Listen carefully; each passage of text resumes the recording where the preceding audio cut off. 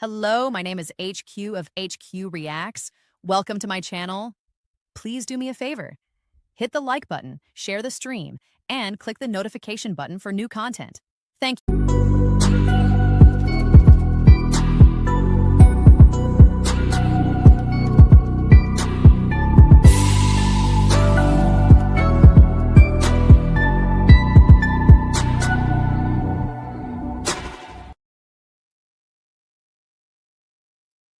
Now, the first senior government official to face charges in one of President Trump's biggest grievances, the 2016 Russia investigation. Comey is charged with giving a false statement and obstruction of a congressional proceeding relating to the testimony he gave before the Senate Judiciary Committee 5 years ago. This indictment comes just days after the president publicly demanded it, and shortly after the person the president had picked to be the U.S. attorney in this office quit. And the new U.S. attorney, 3 days into that job, did what the president had wanted to happen only 5 days before the statute of limitations was set to run out. Tonight, the president is celebrating, writing in all caps on Truth Social, quote, "Justice in America. One of the worst human beings this country has ever exposed to is James Comey, the former corrupt head of the FBI. Today, he was indicted by a grand jury on 2 felony counts for various illegal and unlawful acts. He has been so bad for our country for so long and is now at the beginning of being held responsible for his crimes against our nation." The president ended his post with "Make America Great Again." It comes just days after the president publicly demanded it, and shortly after the person the president had picked to be the U.S. attorney in this office quit. And the new U.S. attorney, 3 days into that job, did what the president had wanted to happen only 5 days before the statute of limitations was set to run out. Tonight, the president is celebrating, writing in all caps on Truth Social, quote, "Justice in America. One of the worst human beings this country has ever exposed to is James Comey." Now that's what we have. This is where we at. We have an inexperienced president. We have an inexperienced DOJ putting charges on an experienced FBI agent. And this is the degradation this country has to face yet again. Comey is charged with those 2 counts. James Comey was a FBI director from 2013 to 2017, and he was appointed by President Obama. Okay, federal prosecutor first, deputy attorney general, and he handled major crime cases, right? Specifically cybersecurity, I think it was cybersecurity and counter terrorism. Now, Comey is mostly known for the fact that he came out during the election season between Hillary Clinton and Donald Trump, and was handling an investigation about Clinton using a private email server as the Secretary of State, right? And the FBI investigated this, whether she mishandled classified information. And this is how people got to know who come, because most people don't know who an FBI director is. You know, if you're not really paying attention, we don't pay attention to that, because I didn't know who he was until after that. Okay. So during the election season, 9 times out of 10, there is no investigations during election season. They try not to come out and be partisan in their job, you know, when there's election season. But Comey came out. He came out and he, excuse me, he came out with an investigation against Hillary Clinton, an email server. So he held a press conference. I think it was 2016. He held a press conference, and he said that there was no new evidence to be found against Hillary Clinton, and the case was closed against her and the email server. Okay. He reopened the case to make sure that the emails that were found on a employee's laptop were relevant in any way, and found that they weren't relevant. And so he closed the case against Hillary Clinton. Some people believe that this coming out FBI against FBI norms of him coming out and making a public statement damaged Hillary Clinton's chances in the political arena. I think it was like 5 days before. Could have been 11 days. Yeah, 11 days before. And he sent a letter to Congress as well, knowing that it would leak, and it damaged Clinton's political aspirations. So she ended up losing, right? But there was nothing new with the server. There was nothing new that came out against Hillary Clinton. So it was not even necessary to come out. Or him to come out and do what he did, but he did it anyway. But this changed the direction of the election. And he later, in his, I guess, maybe some of his writings said that he agonized over whether he wanted to come out or not. So here we are in the Trump presidency, early in the Trump presidency. Comey is still, I think you have the appointment for about 10 years as the FBI director. I'm not sure. 10 years, don't quote me on it, but I think it's 10 years. You get appointed. So he got appointed by Obama in 2013. So he should have been working up until the FBI director until 2023. So he meets with Comey after the 2016 election. Trump asks Comey for loyalty. Automatically, Comey, being the FBI guy that he is, the straight up and down guy that he is, the very straightforward guy that he is, recognizes that Trump is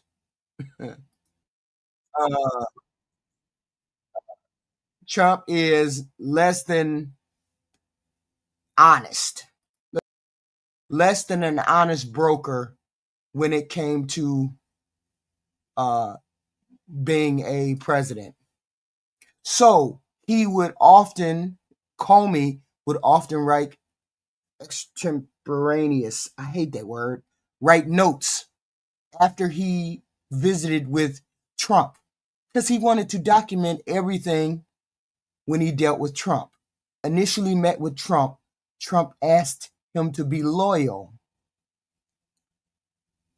These are in the records, the notes that Comey wrote.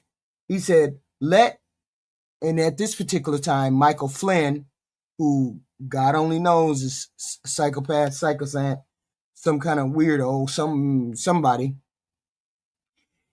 he was under investigation. So Trump wanted Comey to let Michael Flynn, the matter of Michael Flynn and what he was under investigation for, let that go. And Comey, being the upstanding guy that he was like, no, I'm not, letting it go. Or he didn't say he wasn't going to let it go. He just didn't let it go, right? Because he knew that Michael Flynn had done something illegal. So why did this matter? Comey felt Trump was trying to influence an active investigation against Michael Flynn. Okay.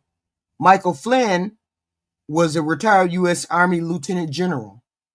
Okay. Head of the Defense Intelligence Agency under President Obama. He clashed with other intelligence agencies. The problem is he resigned because he was only in that job. Michael Flynn was only in that job for about a month. I want to say a month. Only in that job for a month. And he spoke Russian. He spoke with some Russian ambassadors before Trump took office. See, you can't make political decisions. If you're from another administration, you cannot make political decisions in the middle of another president's tenure. And that's what I think Michael Flynn did. He misled Vice President Pence and the FBI about the conversations that he had with the Russians. And so therefore he was charged for lying to the FBI about his contacts with Russia.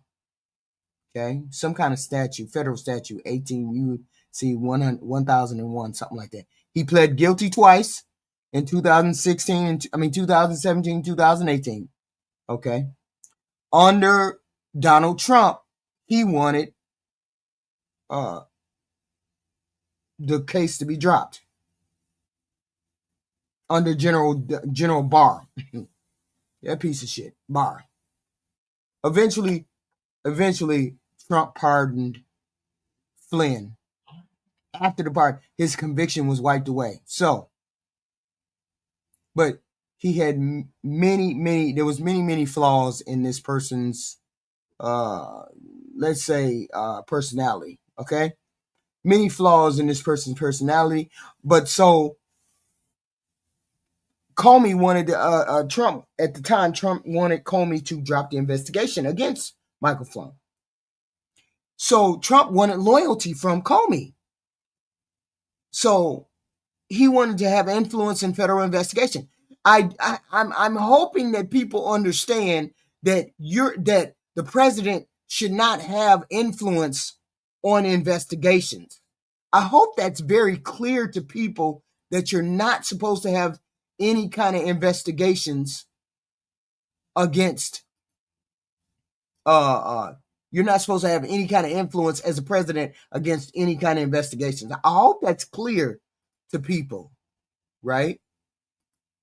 Because a lot of people don't seem to understand that this is highly unusual what is going on in the Trump administration. All of these things that happen in the Trump administration, him ordering Bondi to do this, him ordering Kash Patel to do that, that's highly unusual. Those are supposed to be nonpartisan positions. They're not supposed to be influenced by the president whatsoever. And most presidents take the opportunity not to appear partisan with any of their proceedings. So this is highly unusual, for one thing, which is what has gotten Donald Trump into trouble and into, hot water with most of the country, or most of the regular, normal, constitutional country, because of what he has been doing. So, anyway, Comey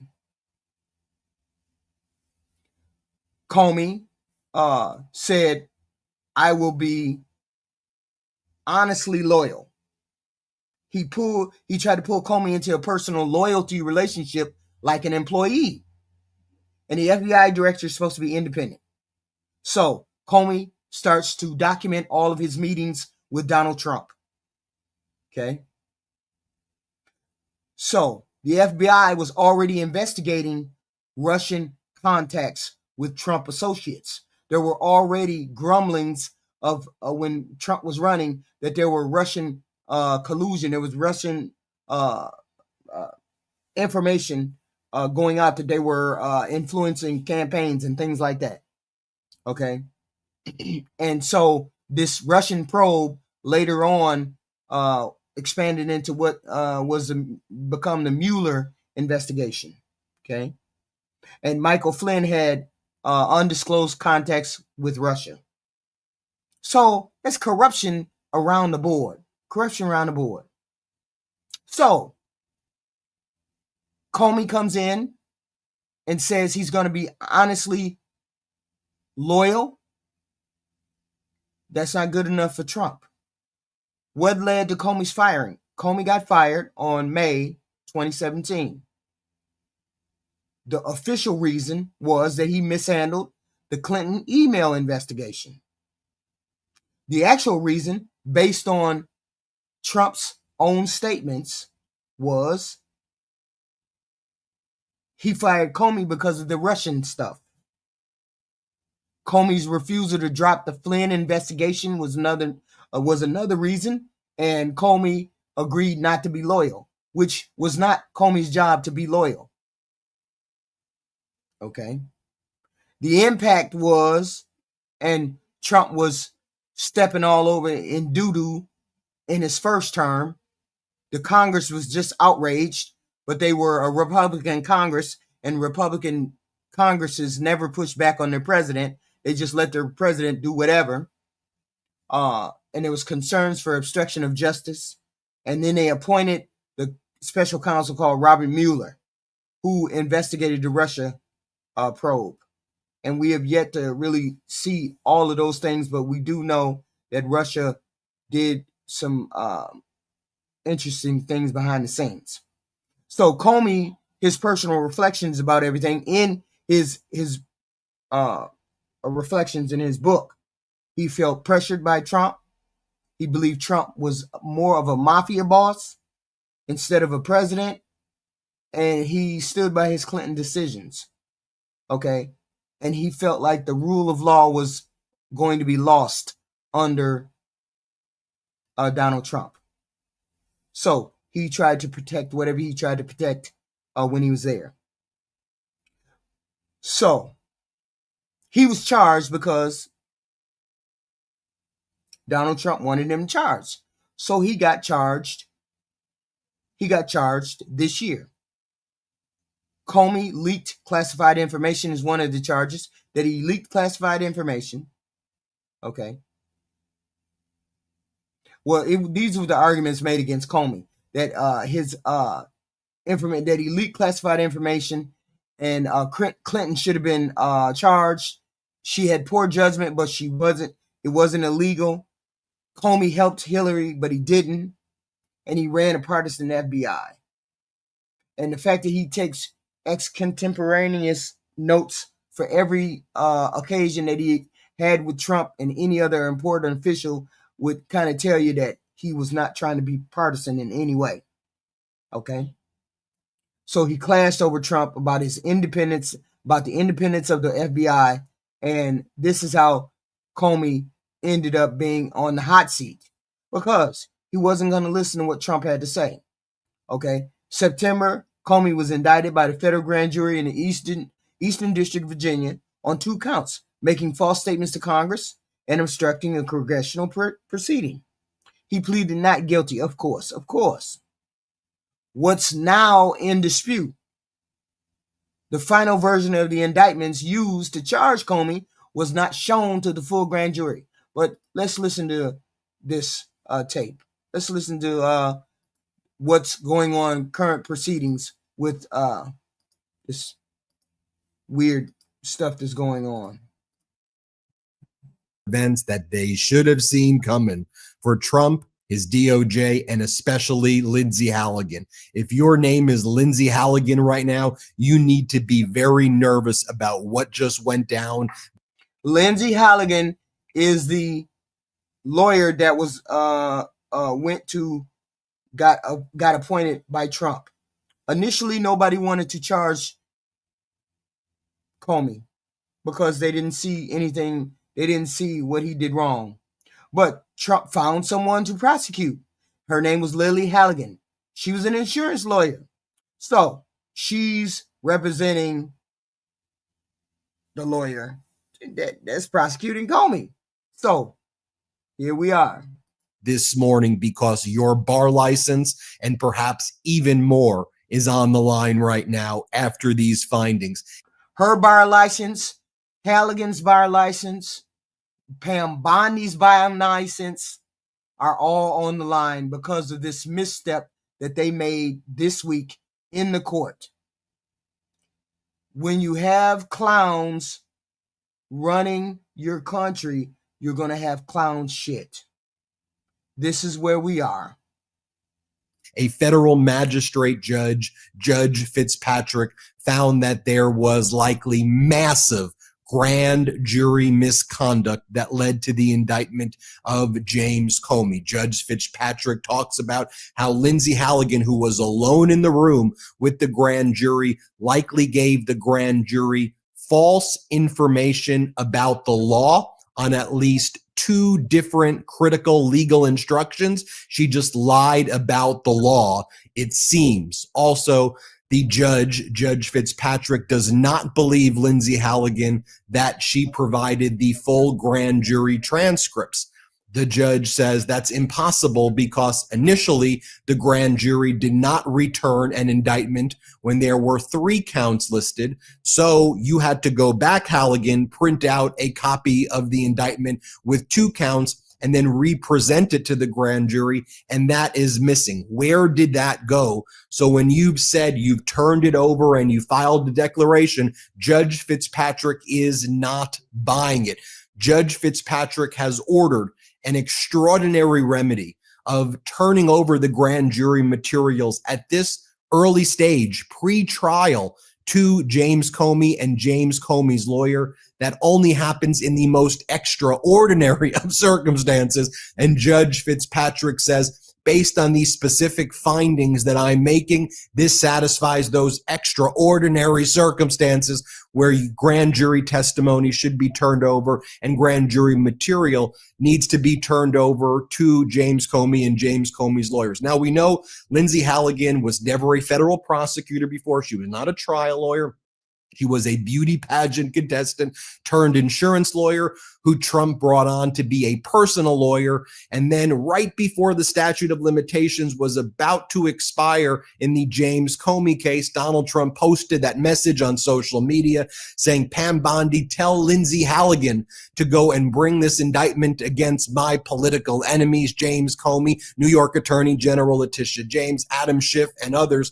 Lindsay Halligan obliged. The Trump regime forced out the Republican United States attorney in the Eastern District of Virginia. Halligan took over that role, again, having no federal prosecutorial experience, having never been in a grand jury room before. And then you'll recall that right here on the MeidasTouch network, I was saying over and over again, go back to the videos from when that indictment was first secured. I said, I guarantee you she was giving the grand jury incorrect information about the law and incorrect facts, and that there was misconduct in the grand jury, because there's a reason why no other federal prosecutor would bring this case, including Republican federal prosecutors. One other thing that the judge points out as well about how these grand jury proceedings were tainted with misconduct.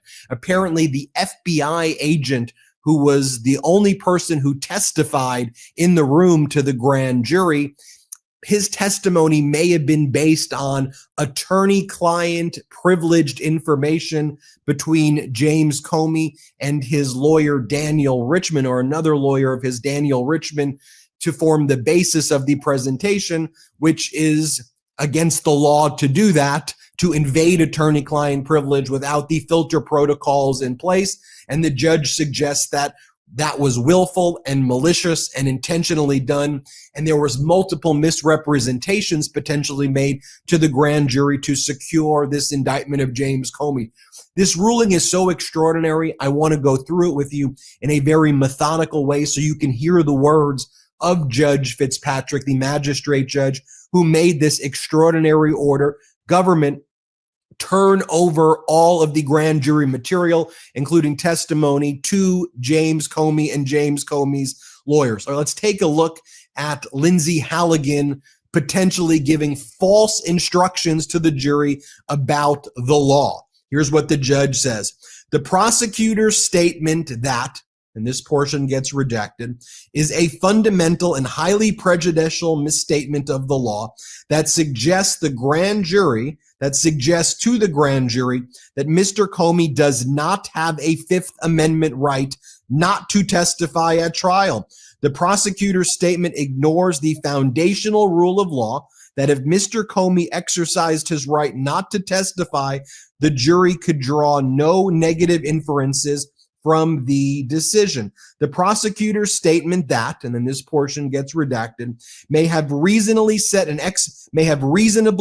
expectation in the minds of the grand jurors that rather than the government bear the burden to prove Mr. Comey's guilt beyond a reasonable doubt at trial, the burden shifts to Mr. Comey to explain away the government's evidence.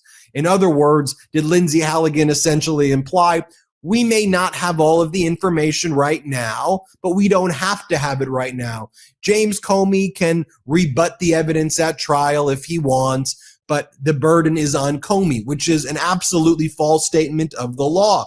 Second, Judge Fitzpatrick says, the prosecutor told the grand jury that there was, and this portion gets redacted, this statement clearly suggested to the grand jury that they did not have to rely only on the record before them to determine probable cause, but could be assured that the government had more evidence, perhaps better evidence, that would be presented at trial. In other words, the grand jury was skeptical that the evidence that was being presented was enough to indict James Comey.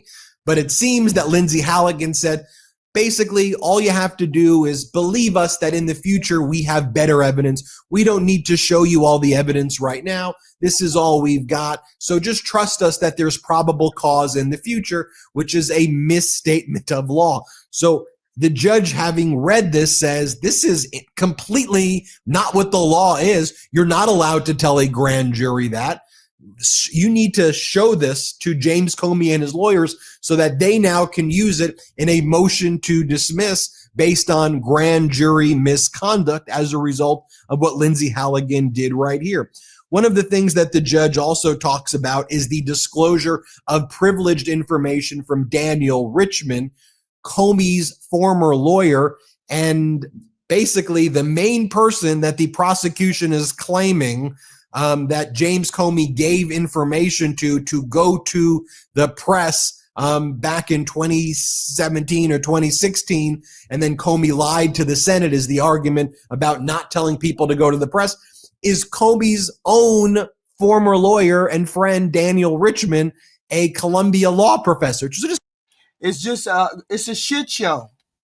It's a shit show. It's ridiculous. The indictments are ridiculous. Comey did absolutely nothing wrong. And that is what the judge is saying. The judge is saying, this is garbage. Why did you bring garbage to the court? Why did you bring this to the court when this is obviously a witch hunt? This is obviously something that you all spooned together, put together. Comey was probably one of the most upstanding guys in the FBI. One of the most straight and narrow guys in the FBI. Not to mention, other people that were working there, but Comey was definitely one. The problem here is that Trump wanted Comey to bend to his will, and Comey wouldn't bend to his will because you're not supposed to be partisan when you work in the FBI. You're not supposed to do anything, any bidding of the president. The president just doesn't get to tell you to go and put charges on another person, and then you just go and put charges on that person, especially if you work in the FBI or the DOJ. You just don't do that. In all of the years, mostly the DOJ, the FBI, they have been nonpartisan. Donald Trump is the most corrupt president that we have ever had. So Comey, as I stated, Comey kept detailed records of what his interactions with Trump were. He kept detailed records because he knew instantly that this was a corrupt president. He knew instantly from his behavior. Most of us knew that he was a corrupt president, but we got to let the goofy clown car vote. So we got to let goofies vote. So goofies vote, and this is what happened, right? So Trump, Comey, having been in the FBI as long as he had seen many things. So he kept notes. So he kept notes of all of these things. None of those people have been indicted. It's most good. So stop it. None of those people have been reached to the level of being indicted. Stop it. So this is where he is, and this is why this case with Comey is falling apart. For one, the lady doesn't have experience. For two, you're supposed to be appointed into that job. For three, She made mistake after mistake and people overlooked it. Now this judge is not overlooking it, and you're going to be the laughing stock of the Trump administration behind Bondi, and then Bondi may lose her law license too, because Comey can turn around and sue and you all can lose your license. Just think about it like this.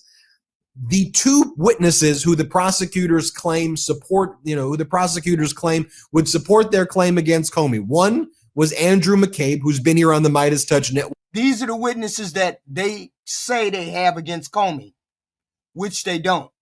Makes no sense. But these are the two witnesses that he is describing. The two witnesses that they have against Comey. And he said, Comey never instructed me to go to the press. He didn't have to. He didn't have to authorize me. I did it on my own. So that can't form the basis. The other is Comey's own personal lawyer, Daniel Richman. And Richman says Comey never authorized me. The difference is, Goofy Osmos God, this is not a personal vendetta. These are not personal vendettas.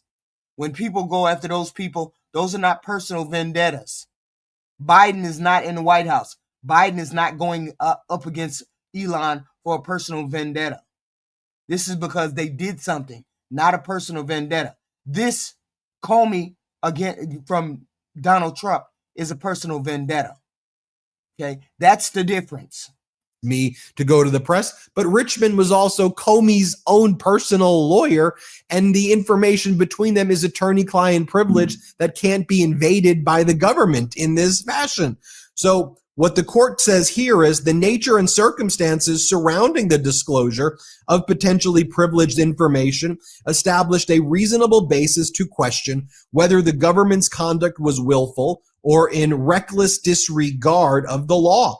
This is particularly significant because Agent 3, that's the only FBI agent to testify, after having been exposed to potentially privileged information, chose to testify before the grand jury rather than separate himself from the investigation to contain any further exposure to privileged information and limit any prejudice to Mr. Comey.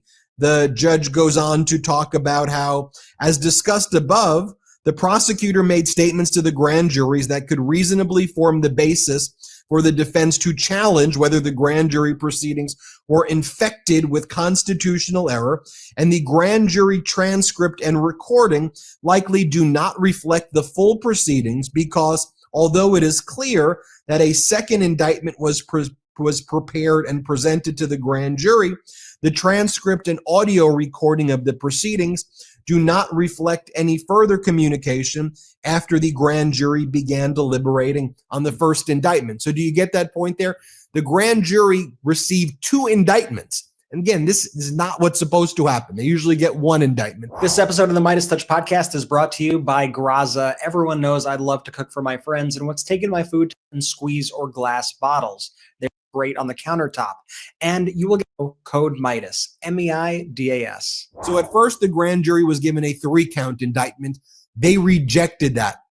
Then Lindsay Halligan went back, printed out another version and said, okay, let's try this one, a 2-count indictment. The recordings and transcripts stop after the first one. So what happened with the second indictment? Do you get what I'm saying? So that's why the judge says clearly there is missing grand jury testimony because you presented 2 indictments to this grand jury. And just so if you're confused, why would she present 2? They're not supposed to. They're just supposed to do 1. And if the grand jury doesn't indict on certain counts, those counts are removed. You don't keep printing out extra indictments.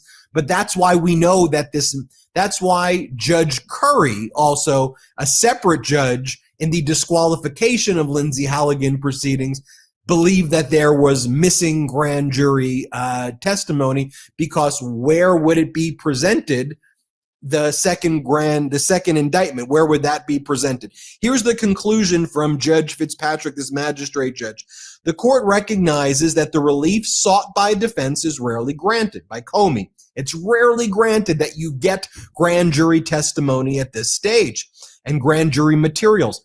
Well, if you go, well, Ben, when do you get it? The only time you actually get the grand jury materials, if you're the criminal defendant, is if the witness, the witness who testified in the grand jury, in this case, FBI Agent 3 is how he's being described. If that agent testifies at the actual trial, right before he testifies, you basically make a motion. We want to get the grand jury testimony to cross-examine him, and then you get the testimony just as it relates to that agent or that witness to cross-examine that witness if they testify at trial. Otherwise, you really don't get this, and the public doesn't see it, and nobody sees it because it relies on prosecutors who are supposed to be skilled and ethical going through this process the right way. And it should be noted, too, just in case you're confused, in our grand jury system, the judge is not in the room. The defendant is not in the room. The only people in the room are the prosecutors. There's usually multiple. It's usually a team, and the grand jury. That's it. In this case, it was just Lindsay Halligan. She didn't come with the team and the grand jury. So now we're seeing and she's never done that in her life before. And now we're seeing that this whole proceeding was likely tainted with lies, false instructions about the law, and misconduct. So it goes, the court recognizes that the relief sought by defense is rarely granted. However, the record points to a disturbing pattern of profound investigative missteps that led an FBI agent and a prosecutor to potentially undermine the integrity of the grand jury proceeding. Therefore, in this case, the court has before it a rare example of a criminal defendant who can actually make a particularized and factually based showing that grounds exist to support the proposition that irregularities may have occurred in the grand jury proceedings and may justify the dismissal of one or more counts of the indictment. Signed, Judge Fitzpatrick, right there. And just so you can read the intro, this matter is before the court to address the narrow issue of whether there is a particular and factually based grounds to justify the disclosure of these grand jury materials. And the court says, absolutely, there is right here. I could just also go through with you on page 15, the statements of the prosecutor to the grand jury. Let me just go through this with you one more time right here. Having been requested by the government to review the grand jury materials, the court has identified two statements by the prosecutors to the grand jury that on their face appear to be fundamental misstatements of the law that could compromise the integrity of the grand jury process. Both statements by the prosecutors are in response to questions by grand jurors and are directly related to communications involving Mr. Comey. Then it goes, first, after having advised the grand jury that the prosecutor was their legal advisor, the prosecutor stated blank. The prosecutor's statement that blank is a fundamentally and highly prejudicial statement of the law that suggests to the grand jury that Mr. Comey does not have a Fifth Amendment right to testify at trial. The prosecutor's statement ignores the foundational rule of law that if Mr. Comey exercised his right not to testify, the jury could draw no negative inferences. So he probably gonna get off. He's probably gonna get off because in any experience of this person, I don't know what Donald Trump was thinking. You just can't put anybody into you can't just put anybody into Lindsay Halligan a job and expect him to do the job correctly.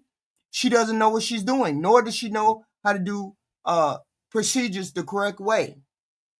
How does she go back and have two different copies, same copies, different stuff, tell somebody a different thing, lie to the grand jury? How does she do all of these things and she's supposed to have experience? You're representing the president. Apparently, I don't know. I don't understand what's going on with this. But then again, as I said, when you follow a clown, you have a clown show. and just got her butt handed to her by a federal judge. And the James Comey prosecution, the Comey case, is hanging by a thread. And even that single thread is fraying. Let's talk about that, because justice matters.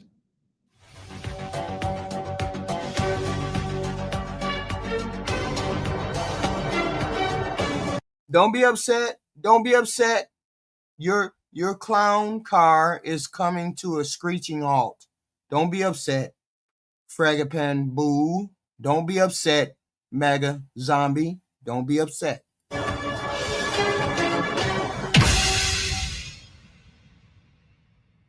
right, everybody. Welcome to another episode of The Prosecutor's Verdict. You know, my friend. No, we know for a fact that every administration before this one has been better than this one. The wheels are coming off. The wheels are coming off. Y'all, you MAGAs just gotta accept it. It is what it is. Kevin Flynn, 35-year federal prosecutor at the D.C. U.S. Attorney's Office. Together, we try to bring to bear our. Wait a minute. I wanna see this. This is what I forgot. I forgot this one thing. People weren't here for this. I wanted to see this. What the hell happened to the lady? Somebody just mentioned her. What did the lady do? Now to the distinguished gentlelady from Virgin Islands, Representative Plaskett. Thank you so much to Mr. Raskin, to my former professor in law school, and I want to address the body. I first want to. I don't know where you get that from, Jeb. Man, you live in an alternate universe. It's okay. I forgot y'all MAGAs do live in an alternate universe. I keep forgetting that y'all do live in that goofy world. I forget. Give you all a sense of what was happening that day. Everyone knows at that hearing in February, the entire country was watching. As Michael Cohen decided he was going to finally give up information about what was happening in the Trump world, the Trump enterprise. And at the beginning of that hearing, the ranking member, Jim Jordan, had the disrespect to Elijah Cummings, may he rest in peace and his name be a memory, after not allowing Mr. Jordan to shut the committee hearing down. And I turned to Mr. Jordan and told him to have respect for the chair and to basically shut up. And that moment went viral. And I began to get innumerable texts from friends, from foes, from constituents about what was happening in that hearing. And I got a text from Jeffrey Epstein, who at the time was my constituent, who was not public knowledge at that time.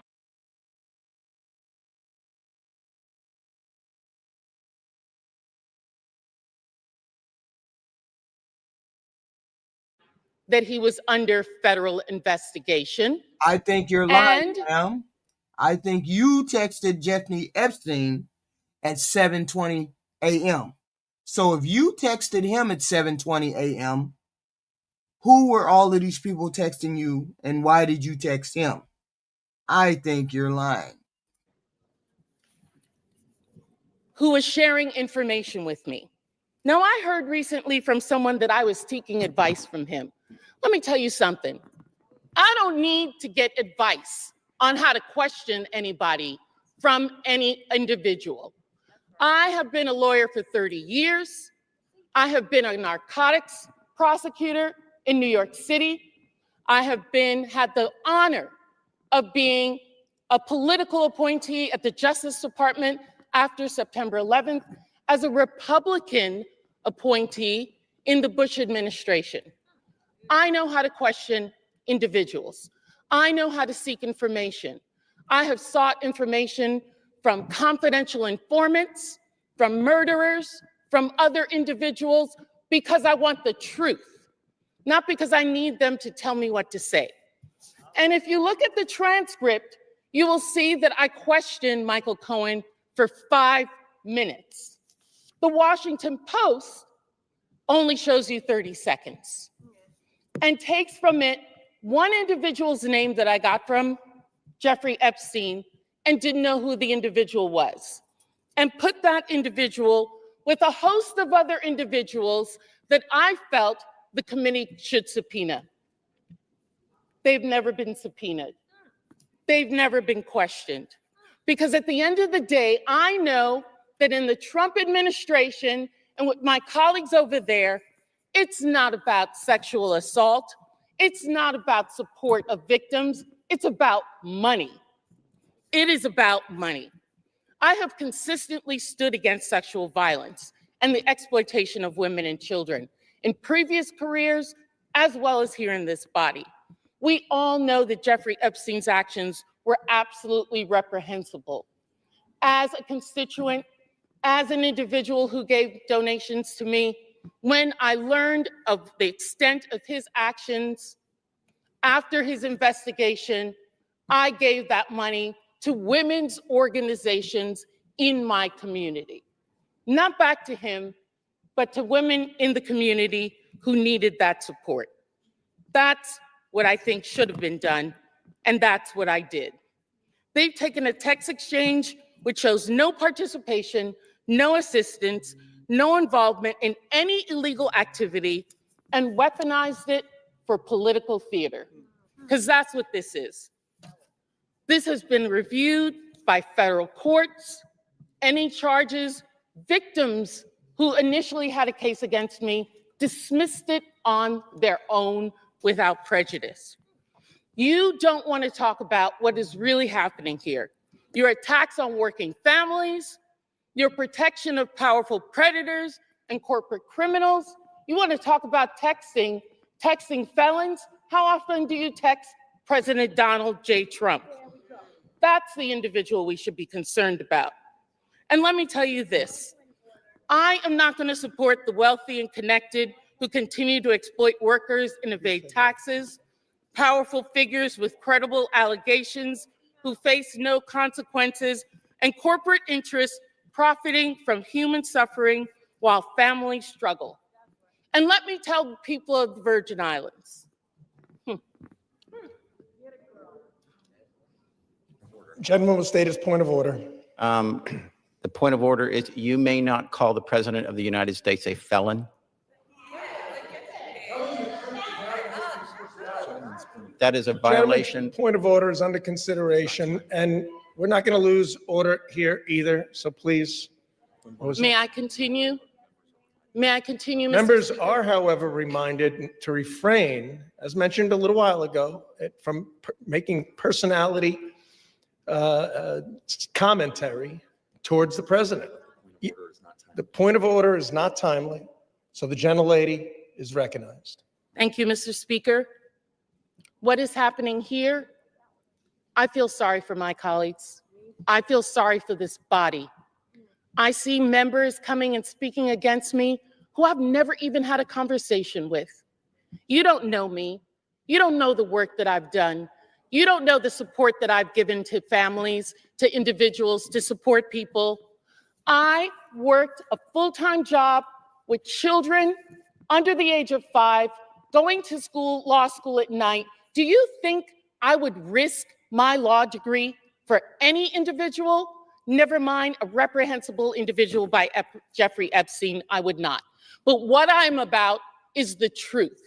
And let me tell the people of the Virgin Islands, this attempt at intimidation will pass. We in the Virgin Islands do not back down from a fight. That is how we won our freedom, and that is how we will continue to grow our equality. And if you censure me, take away a committee, I will still do the work because I am here to support people and to support this great Constitution, which I have sworn numerous times to uphold.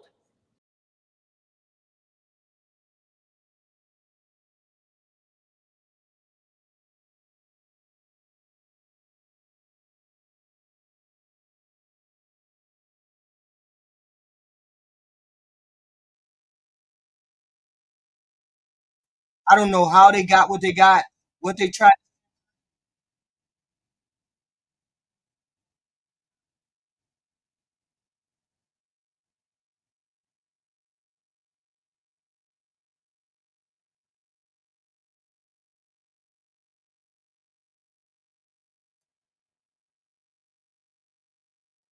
So they tried to censor this lady because apparently she knew Donald Trump, she knew Epstein at some point. So they tried to put her under fire. I don't know how or why they tried to put her under fire, but she received a text, or she texted Jeffrey Epstein. Mr. Speaker, my House Resolution 888, censoring and condemning Delegate Stacey Plaskett and removing her from the House Permanent Select Committee on Intelligence for conduct that reflects the discredibility on the House of Representatives for colluding with convicted felon and offender Jeffrey Epstein during a congressional hearing. Whereas Stacey Plaskett, the delegate representing the United States Virgin Islands in the House of Representatives, inappropriately coordinated in real time with convicted sex offender Jeffrey Epstein in a congressional hearing in February of 2019. Whereas Delegate Plaskett was actively coached by Epstein during the hearing, receiving instructions on specific lines of questioning, and was congratulated after the message by Mr. Epstein, good work. Whereas Jeffrey Epstein, the Speaker of the House is not in order. The gentleman has the floor. The chair would again ask the body to please observe the quorum and keep conversations to a minimum. The gentleman has the floor. Whereas Jeffrey Epstein was a known convicted felony sex offender, having pled guilty and been convicted for procuring a child for prostitution and solicitation, a proselyte in a plea deal in 2008, and served a 13-month prison sentence. Whereas in the course of that investigation, the FBI compiled reports on dozens of confirmed minors who credibly alleged sexual abuse by Mr. Epstein. Whereas Epstein was under further federal investigation beginning in November of 2018, 2 months before Delegate Plaskett's recently revealed text exchange during a congressional hearing, following investigative reporting by the Miami Herald detailing Epstein's controversial 2008 plea deal and highlighting accounts of his victims. Whereas Epstein was arrested in July of 2019 and charged with 1 count of sex trafficking of minors and 1 count of conspiracy to commit sex trafficking of minors, he was later found dead in the New York Metropolitan Correctional Center. Whereas according to documents released from Epstein's estate during a House Committee on Oversight and Reform hearing featuring testimony from Michael Cohen, the disgraced former attorney for President Donald J. Trump, Delegate Plaskett coordinated her line of questioning with Jeffrey Epstein in real time over text messages while the hearing was underway. Whereas Delegate Plaskett, who previously served as an assistant attorney general in the United States Department of Justice Civil Division, is known to have had extensive political, personal, and professional connections with Epstein after his conviction as a sex offender up to the time of his arrest and then his death in 2019.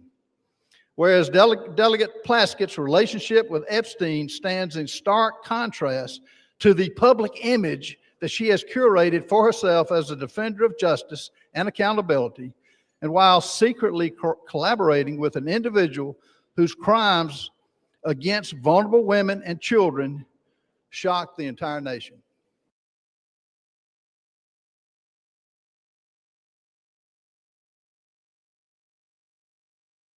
Her name is Pleasant. She was censored today, or they tried to censor her today against her getting text messages from the lady that was talking. She received text messages from Jeffrey Epstein during a 2019 congressional hearing. She apparently exchanged text messages with Epstein, and I think she initiated one of the text messages. And so the House tried to censor her today. And this is not it was not a criminal indictment. It was a formal criminal indictment.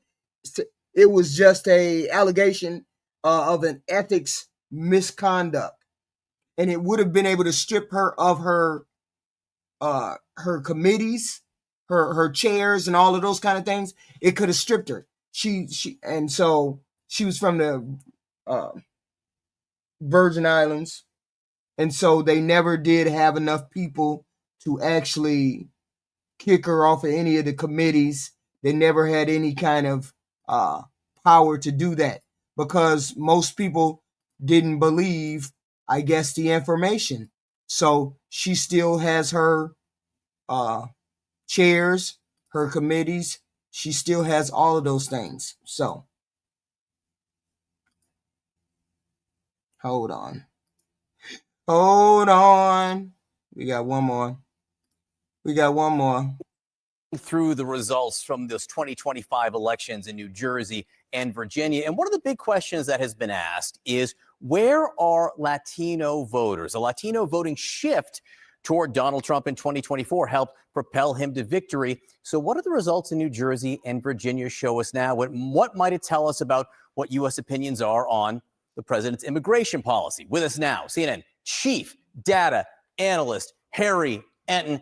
Harry, a lot going on constantly on the issue of immigration and immigration crackdowns. The Latino vote, what are we seeing among the polls there? Yeah, what are we seeing? You know, one of the big shifts in 2024 from 2020 was that shift towards Donald Trump, right? Immigration played a key role in that. I want to start off with Latinos on Trump and immigration. You know, back a year ago, what did we see on the issue of immigration?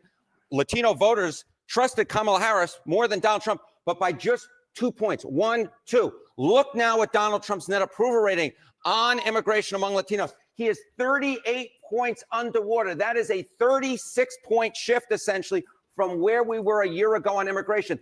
Kamala Harris and Donald Trump are basically tied on the issue of immigration. And now on the issue of immigration, Latinos despise, hate Donald Trump. 38 points underwater. In their mind, he is doing something absolutely wrong when it comes to immigration. What about the Latino vote overall? What about the Latino vote overall? All right, how do Latinos feel about Donald Trump overall? Let's take a look here. This, I think, sort of gives the game away. Goodness. Yeah, oh my goodness. I mean, that is the phrase of the day. Trump's net approval rating among Latinos. In early February, again, he was just 2 points underwater. Look at where he is now.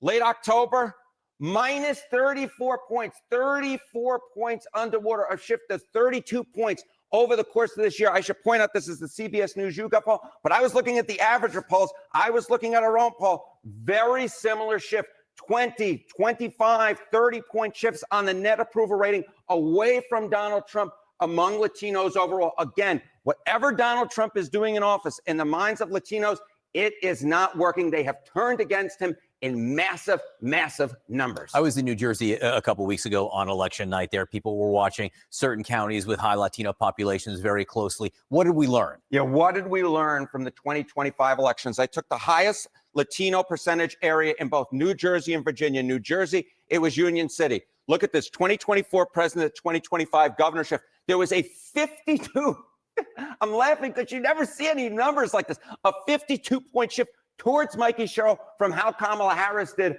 on the margin. Mikey Sherrill ran away with this. Kamala Harris did win that vote, but by a small margin. Mikey Sherrill did 52 points better. How about in Virginia, Manassas Park? He's Look laughing at that. because that shit is so unbelievable. He's laughing because the shit is so unbelievable that Donald Trump has alienated the country so freaking easy and so freaking fast. There's no turnaround here. I keep telling the MAGA people, y'all got to do something if you're going to go down spectacularly. This is going to be one of the worst. People figured out really, really early from the policies that this president has put into place that they do not want what he is trying to sell. They have turned against him massively. This is Latinos and independents. And these are the people that he has to depend on in order to win elections. He is spectacularly underwater. I mean, just that's why it's not funny. It's not funny because I hate for a president to fail like this. But this is a failure. When you continue to do shit over and over again, and people say they do not want it, but you continue to do it. Yes, that's why we had the rallies. No kings. Today's video. Today is Wednesday, November 19th, 2025. And today we are going to be talking about a brand new poll from Marist University showing the Democratic Party with a massive 14-point lead nationwide over the Republicans going into the next year of the 2026 midterm elections. This brand new polls from Marist University throws everything awry when it comes down to how we've understood our generic ballot numbers for quite some time. This 14-point lead is absolutely massive, and one that does show the Democratic Party is arguably in a tremendously good position going into the next midterms, as they are set to take place over the coming weeks and months through primaries and, of course, the inevitable general election in November of 2026. Now, this number is one that jumps out. I usually don't make videos talking. And we must state that we don't have a message, and we don't even have a leader of the party. Our party is shit and in shambles. The Democratic Party is in shit and is in shambles, and they still beating generically. They're still kicking the shit out of the Republicans because the Republicans are hated so much, because Trump is hated so much. We don't even have a leader. We don't even have a message. We don't even have a cohesive anything. And they hate the Republicans just that goddamn much. Talking about individual polls on the generic ballot front. I generally am talking about trend lines that we are seeing. It doesn't matter whether it's today or not. Y'all got a long way. Donald Trump is still in office. Like y'all keep trying to remind me, he's still our president. He's still going to be around doing this bullshit that he's been doing. He's going to continue to do the bullshit that he's been doing. And the Epstein files haven't even come out. This is wild. This is wild. The Epstein files hasn't even come out. And they underwater like this.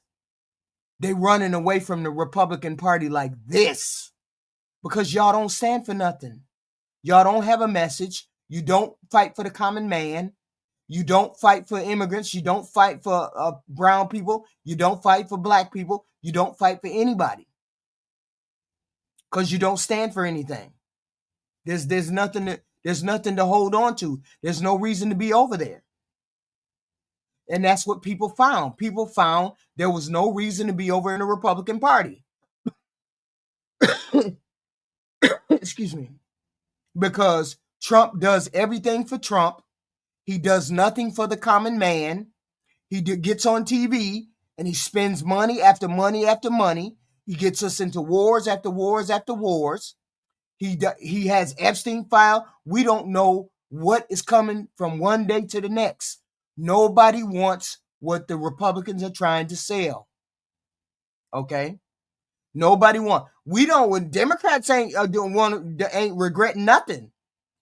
Trump is if you don't, dude, come on. Trump is underwater. Come on. Trump is underwater. His poll numbers are 37%. Stop it. No, you're the dumbass. You're the dumbass. You're the zombie. The overall average, how the presidential approval rating plays into it, how perception around you don't have to Jeffries believe me. Chuck Schumer You don't have to believe me. You just go look up the polls. You don't have to believe me. You ain't got to say shit. The Democrats ain't got shit. They ain't got no message. They ain't got no leader. They ain't got nothing. But they know the world, the United States know they can't stand the Republican Party. They do know that one fact. They do know that one damn fact. Plays into it. And all of these things obviously matter, but very rarely am I actually breaking down a substantive enough number point that says that this data from Marist University is so important that we need to talk about it, because this number. Yeah, that makes real sense, Chuck Norris. Nobody walked into the place and said anything about race except you, zombie. Is astronomical. Now, to give you a bit of context of this data that they've released, this is the first general election poll that they've released of the cycle. They are showing Democrats with an astonishing 14-point advantage at 55% support nationwide. Republicans, on the other hand, are at just 41%. And they call back to the last time that they did this survey back in November of 2024, when they found that the American public was roughly evenly divided, 48% to 48%. Republicans would go on to win that Good thing, Chuck. Good popular thing. vote by roughly 3 percentage points. And so the reason why, Yeah, sure. I think it's worth noting Sure is they one, are. yes, Marist University Sure in they are. 2024 did underestimate Republican support by roughly 3 points. But even applying that to the data that they've released today really goes to show that an 11-point advantage could potentially be the baseline for the Democratic Party. But the last time that Marist University did a poll was in a midterm cycle was in 2022. When they found data that right before the election, when you take a look at it, they joined the same as they do now with the NPR and PBS. They said Republicans would win the national popular vote by roughly 3 points. On election day, Republicans won by 3. And so when you think about exactly what they had foretold in the past, predicted in the past, their data was 100% accurate in 2022. When it came down to 2024, they were only off by 3 points. Being generous to the GOP, if you were to apply both of those shifts, you'd be off by an average of roughly 1.5%. And on the worst case, the upper bounds of a margin of error, which only finds itself to be at around 3.5 points. Meaning that the Republican Party, at least in this sample, in this survey, in this poll, finds itself in a tremendously poor position going into 2026. And it's something that isn't necessarily as shocking coming off the 2025 elections, but absolutely leaves a lot of lessons to be learned for Republicans nationwide.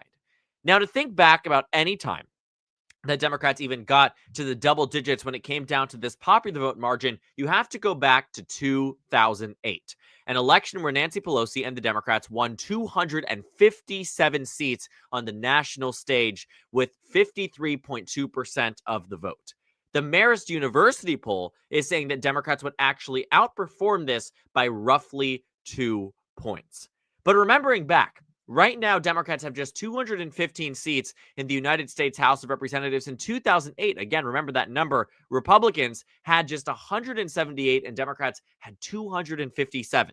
This map was arguably more blue than it was red, which is in direct contrast with what you see today, Republicans dominating in many other parts of the country, especially relative to 2008. But the point is that that election, with Democrats winning nationally by 11 points, resulted in Democrats controlling full-on statewide delegations in states that hadn't voted for the Democratic Party in decades, for instances. In states like North Carolina, the Democrats had the advantage here. They won it in the presidential, but this was a massive victory. 2 years later, they would go on to lose it in many of these seats, and then 2 years after that, Republicans would dominate and draw them out of existence. So you saying all of these red parts are fake? Are you saying all these red parts that these are fake polls? These are ones where they saying the Republicans won? That this fake poll from last year? Was it last year? Yeah. That this is a fake poll? All of these polls are fake? The Republican polls are fake, you saying? In the state. But taking a look at that... Hold on. This map is fake? So Donald Trump didn't win like this last year. Is that what you're saying? It can't be true for it. It can't be true for it to be last year, and then you turn around and say it's going to be fake this year. It don't work that way. Either Donald Trump won like he won, or the map is true, or you just projecting that it's a fake map.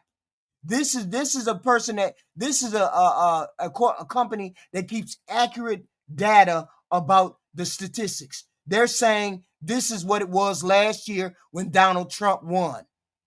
So they're telling you how the map is going right now. So don't tell me it's a fake map. Right? So much more red than there was blue in 2008 because the popular vote circumstances were that dramatically different.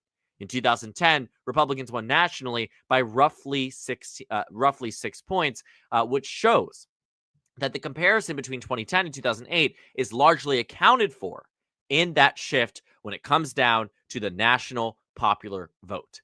And the generic ballot data at the time was roughly in line with what you saw. When you take a look at the polling, let's see if we can actually get here. I'm sure we can if we go down the rabbit hole of the Real Clear Politics websites. I'm hoping that they pull it up for us. I guess we aren't going to be able to find it for 2008, unfortunately. Maybe when we looked at this data a long time ago. I'm sure we can find it as we continue to go through it. But the point is that, you know, when you take a look at what the generic ballot data had told and said to us about this race, it was that Democrats in 2008 were going to demolish nationwide. They were going to do super well. They were going to be able to win, you know, a number of seats across the country. And that was in 2008.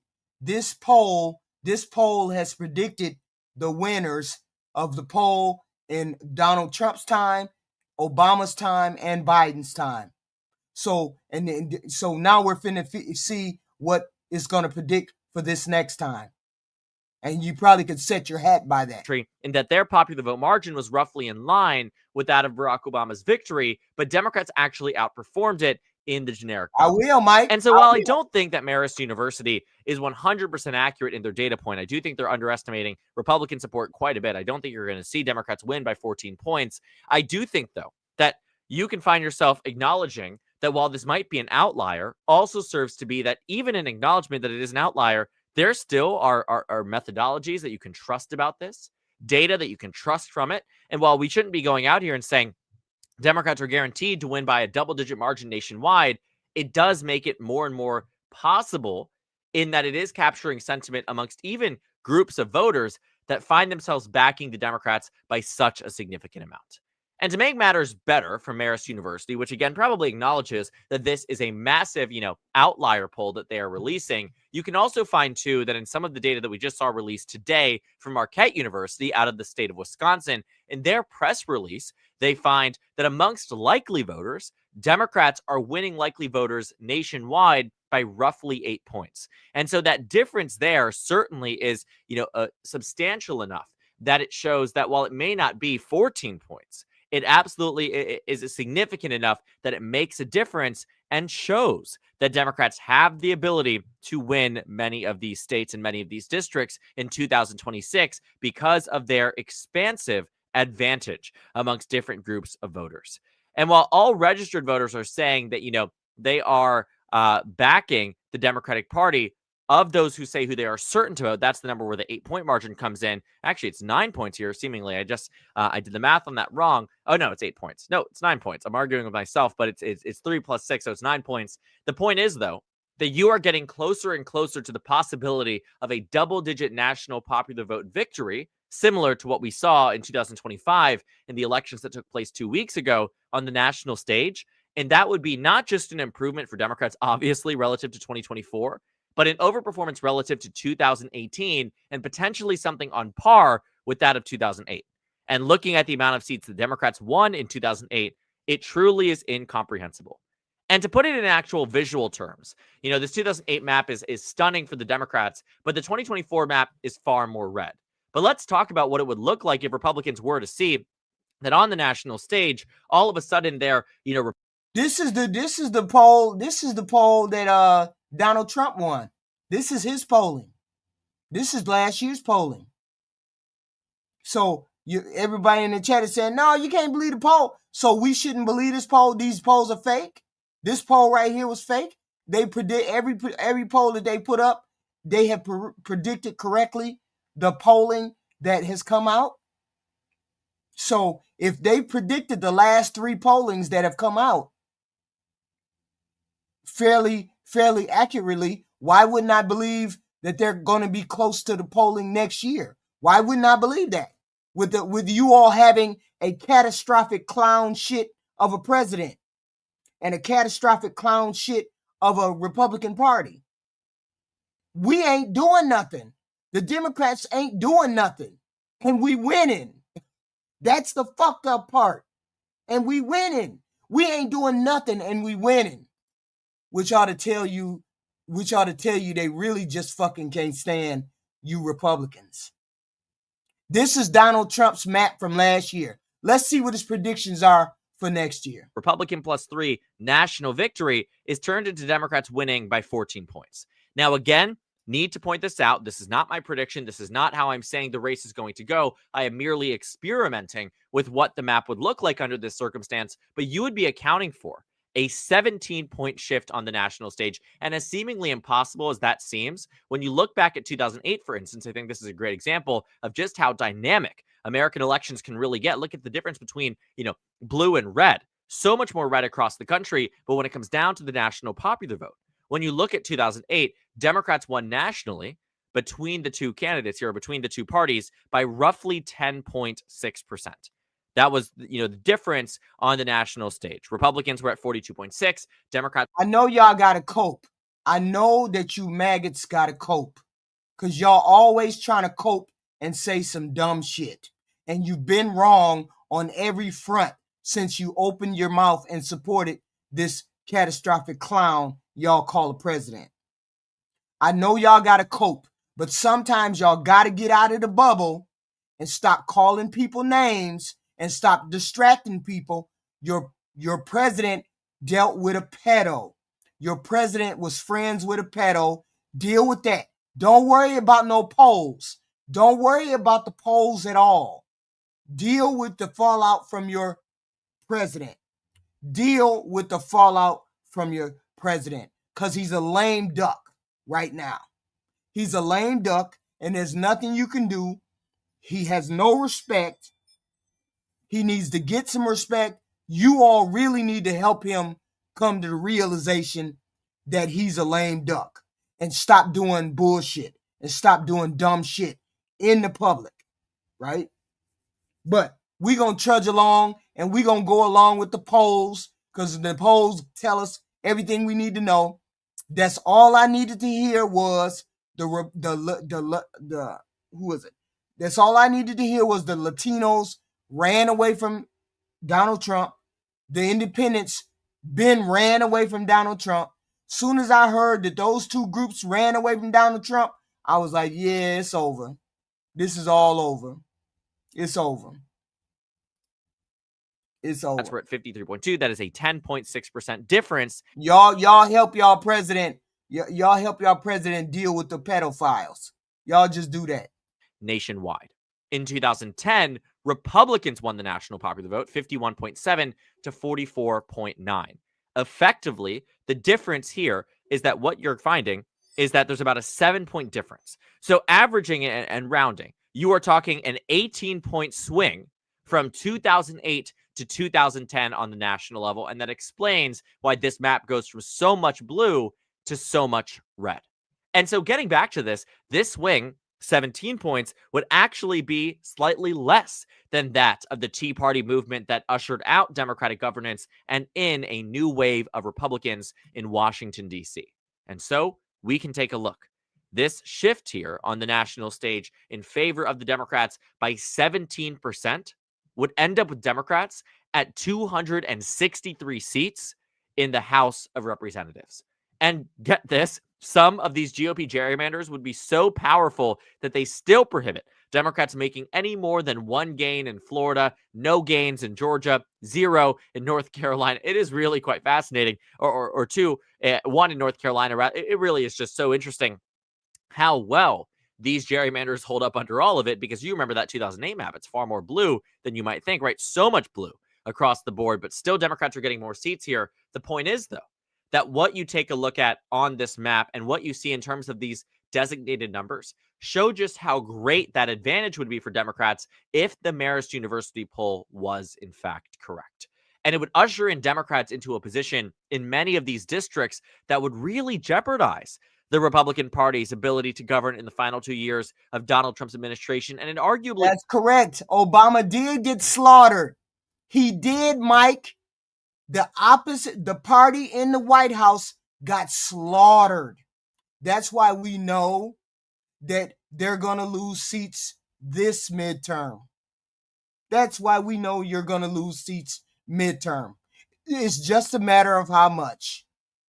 Is what Democrats did in 2006 when they won nationally by roughly 8 points. After 2004, Republicans defeated the Democrats by roughly 3 to 4 points. This in and of itself was about a 10, 11-point swing, which could be what we see in 2026. And this was the year that Democrats were able to cut out Republicans from the House majority. But again, thinking about, just this data point and how it adds into the overall average that we've been working with on the 2026 level. It doesn't skew it too tremendously. After all, Marist is just one poll out of 10 plus that are included in this Real Clear Politics average, but it does tell us a very fascinating story about where the race stands today. That although they may not be 100% accurate, they were in 2022, and it will be of interest to track as we go from point to point. When we look at polls and how they've changed. No, we just need to know. We just need to know what's going on with this information so we know how to go forward. Okay? We want reality we want reality to sort of hit some of you maggots, because you maggots don't seem to get reality. We're telling you that people don't like the direction that Donald Trump is taking them, and you guys keep telling us that they do. And we're telling you that they don't. And we're telling you that they have went across. As soon as I heard the words alligator Alcatraz, I was like, y'all, the Republicans are cooked. Soon as I heard them two words, alligator Alcatraz, what made you all think having alligator Alcatraz, putting people out there in the middle of swamp? That's wild. That's wild. Mr. One Boston bitch, were you born in Africa? Take your ass back to Africa, bitch. You ain't no native here either. Shut your ass up. Just dumb. Changed their stances and their positioning for the Democratic Party. It has actually gone on the up and up when it comes down to generic congressional vote. When you take a look at that data from roughly a month ago, at this point, October 19th, 2025, Democrats led by just 1.9%. Today, they lead by 5%. These are real changes that you can see tangibly on the graphic, where you're finding not just a minor bump, but a practical skyrocket in terms of support. That the Democratic Party's margin over the GOP has over doubled in a matter of a month. And while I don't think that you are going to see that pattern continue, after all, in November of 2026, Democrats are not winning nationally by, 500%. Oh no, we ain't the two sides of the same coin. Democrats are built way different. As I stated, you Republicans, I want to know, somebody put in the chat what Donald Trump has done for the average everyday American making between $30,000 and $150,000. I want to know what the big beautiful bill did for people like that. Somebody give me what he did for the big beautiful bill that helps people who make X, Y, and Z. I just want to know. He cut what taxes, moron? But you are going to find... You ain't felt no taxes being cut? What you talking about? Apologies, I just dropped my pen. But you are going to find that the Democratic Party's margin on the generic congressional vote could very well improve. And this past month alone has been... And you shouldn't be listening to your husband. Get your ass out of here. Get your ass out of here, Mr. Boston. Get your ass out of here, because you sound dumb as hell. And a phenomenal example of that. That Democrats that... That's all they can do is name call and insult. That's all they got. They don't have a party. They have a clown car, shit boss, shit president. They just angry. I can't help it. Your president is a jackass. I can't help that. I can't help your president squandered a mandate. I can't help you and your clown car party. He squandered a mandate. How do you squander a mandate? How do you have people turning away from you like this? Sure, ways ago, we're not doing so well when it came down to how the nation perceived. No, you shouldn't come in here and call me names. If you don't want me to call you names, don't call me names. I call your clown shit president names. Don't come in here and call me names. Them are finding themselves. But that's all you all do, because you don't stand on anything. That's the problem. They figured out that over there in the Republican Party, you have nothing that you stand on. You don't stand on anything. You don't offer anybody anything. You kick people out of your group if they don't do like you, think like you, act like you. There's nothing that you have that somebody would want to come over and be a Republican for. I did a show yesterday regarding why black folks don't want to be in the Republican Party. The bulk of us are not in the Republican Party. So that's the thing. You have nothing to offer, and nobody can put in the chat. Nobody has put in the chat what Donald Trump has done for a person who makes 30 to 150K. Nobody has done that. Told me what the big, beautiful bill has done for them. Nobody. Really, really improving, and are finding that even as they out here caping for these rich folks, caping for the rich man. Wow. And they poor as church mouses. There is still a large amount of discontent for Chuck Schumer, Hakeem Jeffries, and Democrats across the board on the national stage. He don't protect no Christianity. He ain't no Christian. In no way, shape, or form is he a Christian. He hung out with pedophiles. Is that what you telling me? You telling me that a Christian man would be hanging out with pedophiles? Stop it. Stop it. Stop it. A lot of that has to do with the Democratic Party's own base saying that they want younger, more robust, more fighting leadership in Washington, D.C., rather than a disaffected party base that is unwilling to vote. Because every single election we have seen since Donald Trump has taken office has proven to us that Democrats will vote, has proven to us that Democrats are the ones that are paying attention to that random municipal election, that are paying attention to that random county executive race, that are paying attention to that December Tennessee's 7th District congressional race. Because for Democrats, every election, something is on the line. Pushing back against the president, finding a way to advocate for the positions and the beliefs that the Democratic Party embodies. And even as Democrats may be upset with the current status of Democratic leadership, the data reveals in and of itself that Democrats are getting 95% of their own party vote. The same exact data will tell us that Democrats are unpopular, especially relative to where they were 4 years ago, 8 years ago, 12 years ago, 16 years ago. Democrats are at a record low in terms of party affiliation, party respect and party approval. But that doesn't necessarily mean that they will lose in 2026, because Republicans are even in an even worse position amongst independents and a lot of swing voters nationwide, especially those who pay attention and will vote in November of 2026.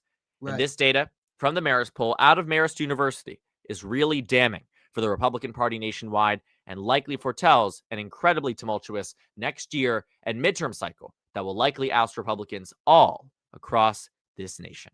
All across thank you guys so much all across this nation. It's just something that's coming. I'm just telling you, I'm trying to get you all prepared. I'm trying to get you prepared because they're telling you that they do not like the Republican platform. Is actually among Hispanics.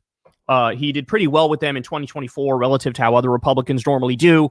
But man, did he fall off an absolute cliff. And it's not that hard to figure out why. I mean, of course, you have the basic stuff like inflation being out of control, unemployment being out of control and rising further. So the economy is struggling colossally. But then you also have, I don't know, rounding up and attempting to deport innocent people who are here legally or who are immigrants and have been here for 30 years and have never committed a fucking crime. And so let's take a look. Here we have Harry Enton breaking down some numbers for us. What are we seeing? You know, one of the big shifts in 2024 from 2020 was that shift toward. Look now at Donald Trump. From where we were a year ago on immigration, Kamala Harris and Donald Trump are basically tied on the issue of immigration. And now on the issue of immigration, Latinos despise, hate Donald Trump, 38 points underwater. In their mind, he is doing something absolutely wrong when it comes to immigration. And now you know why Democrats are 14 points up in the generic ballot for the midterms. And Democrats are leading by, 33 points with independents? Because he is absolutely ruining the massive gains that he had made What about the Latino vote overall? All right, how do Latinos feel about Donald Trump overall? Let's take a look here. How did he squander a national lead like that? How did he squander a national lead like that? On the margin, Mikey Show ran away. That is like earth-shattering. That is absolutely earth-shattering, bro. It's unbelievable. I've never seen a swing like that in such a short time frame. With this, Kamala Harris did win that vote, but by a small margin. Mikey Sherrill did 52 points better. How about in Virginia, Manassas Park? Look at that, a 22-point shift. I should also point out, I actually think there was a bigger swing. There was a bigger swing in the Muslim Arab areas in New Jersey. The swing was even larger. Towards Abigail Spanberger from how Kamala Harris did back in 2024. We saw huge Latino shifts in both New Jersey and Virginia. The idea of what happens to Donald Trump won't impact down ballot. If you're Republican, you believe that. That is fantasy land. What is happening to Donald Trump absolutely impacted. That's exactly right. That's exactly right. Idiocracy. That's exactly right. They just haven't figured it out yet. They haven't figured out that Donald Trump was a con. And they just never accepted that he was a con. What happened down ballot? Part of it is turnout, but part of it is persuasion. Latinos running away from Republicans, running to the Democrats, a big reversion of the mean. Latinos back in the Democratic camp in 2025 in a way they simply put we're not in 2024. And it's because of Donald John Trump. Yeah, and let's be clear. It is literally not because of anything Democrats have done or said, right? This is just flat out, straight up negative polarization against the psycho who's destroying the country. And that's why I keep making the point to you guys. Imagine we also had Democrats who stood up and fought for the right things, right? Then that number would be even higher than this. A lot can change between now and next November, the 2026. But if you start sort of extrapolating this and overlaying it on places like Texas. Yes, we're going to be having lots of discussion about Texas. That redistricting may not work out the way that a lot of Texas Republicans and Donald Trump hope it would. So the collapse among Republicans was so thorough that even if Republicans were to gerrymander everywhere, it could backfire and hurt them more.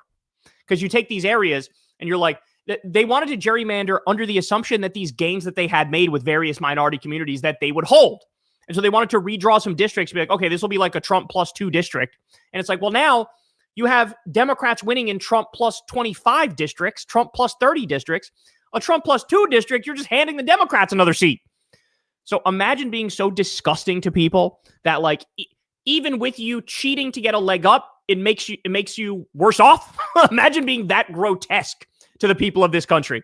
All right, but we have some more examples here. We got some interviews. This was on MSNBC. Finally made the jump, bro. They finally made the name change. They were MSNBC. Now they're MS Now. You can see the little banner here. But let's listen to talking to a Latino voter who voted for Trump. Let's see what they're thinking now. You told me that you voted for President Trump in 2024.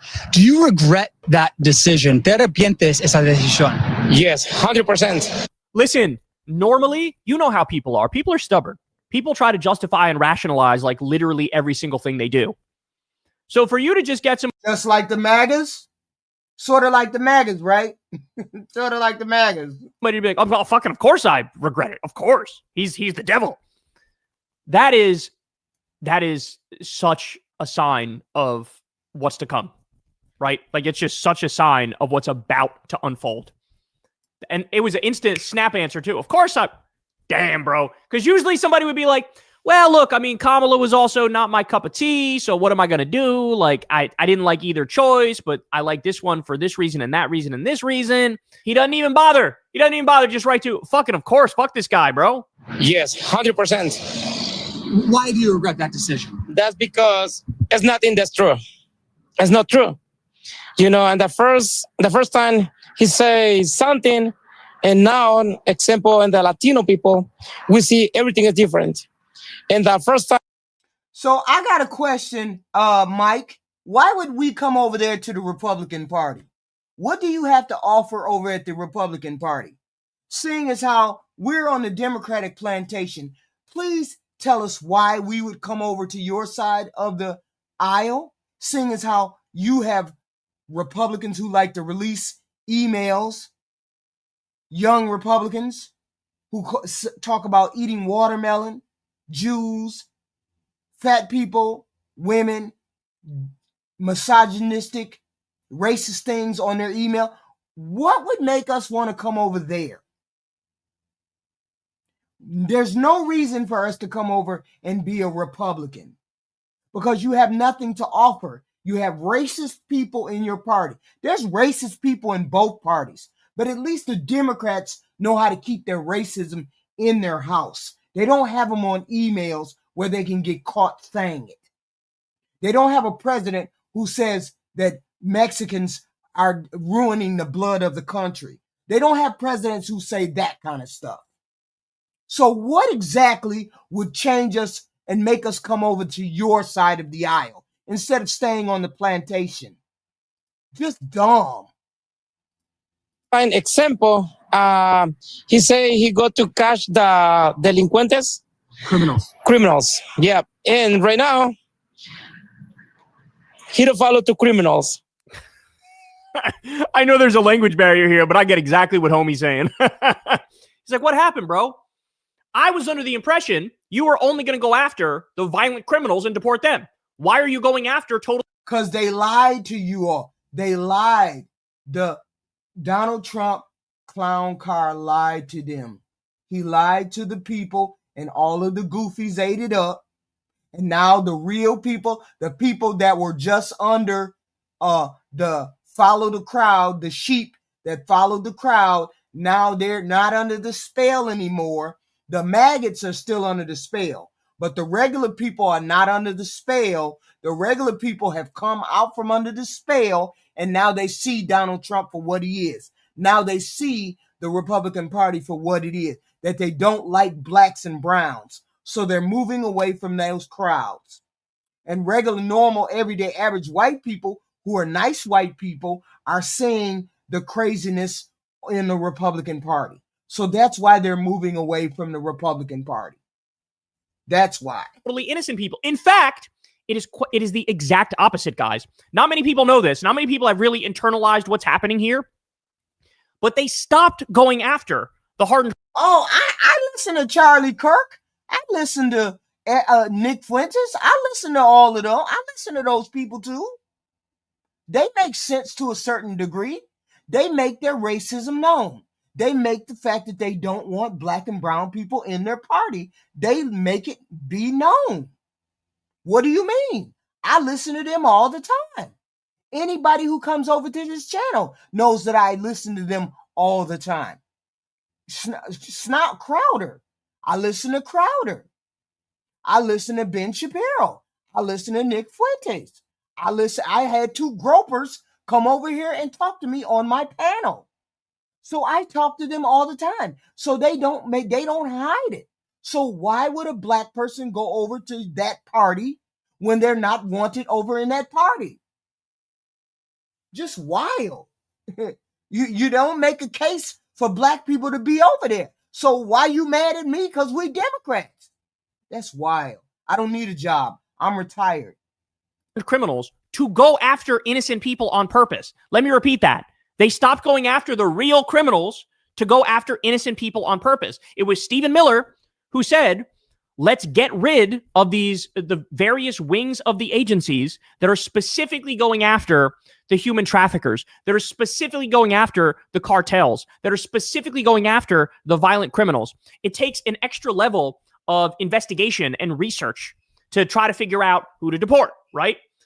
Stephen Miller said, fuck that. Don't do that. In fact, we're going to disband a lot of these groups that are doing that hard work. And we're going to say, hey, ICE agents, hop in your Tahoe and go to the local Home Depot and start rounding up the day laborers. And that's literally what they did. And so, yeah, they're not going after criminals. Now, I will say, not to rub it in any way, shape, or form here, but we got to spit facts. The fact of the matter is, Trump was giving signs that he wasn't just going to go after criminals, right? When they're holding up mass deportation signs at the RNC, you cannot do mass deportations without going after non-criminals because there just aren't that many criminal undocumented immigrants in the country. You'd blow through them in a week, right? So if you're holding mass deportation signs and Trump talks about mass deportations, he was always going to go after innocent people. He was always going to go after people who should still be in this country. The other thing is, when he was on the debate stage, remember, they're eating the cats, they're eating the dogs, they're eating the pets. Well, guys, what was he referring to when he said that? He was talking about legal Haitian immigrants in the Midwest. So, again, that's a sign I'm going to also go after legal immigrants. He literally, I mean, he got... That's the thing. People People want a deportation. They just didn't want it the way your clown car president did it. That's the whole point. They wanted it done how Obama did it.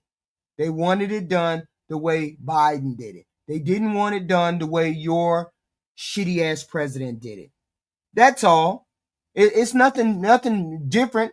Obama deported more people. We get all that. I get all that. But they didn't want it done like your president did it. That's all. Alligator Alcatraz.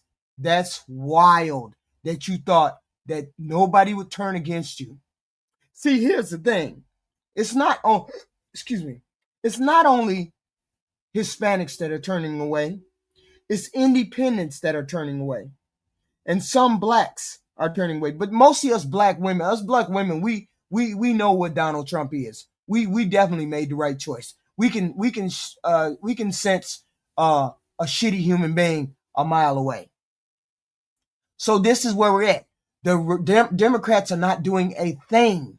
The Democrats are not doing a thing. And they're beating the Republicans hands down. Hands down. You all keep bringing up all of these cultural things. That's the problem. You bring up the cultural things and nobody cares about the cultural things.